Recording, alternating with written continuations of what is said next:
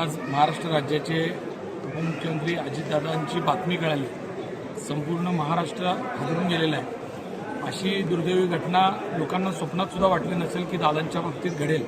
एवढा वाईट प्रसंग आज महाराष्ट्रावर आलेला आहे। महाराष्ट्राचा एक दूरदृष्टी असलेला नेता आज महाराष्ट्रातनं हरपला आहे। हे नुसतं आपल्या नाही तर आपल्या येणाऱ्या कित्येक पिढ्यांचं खूप मोठं नुकसान झालेलं आहे।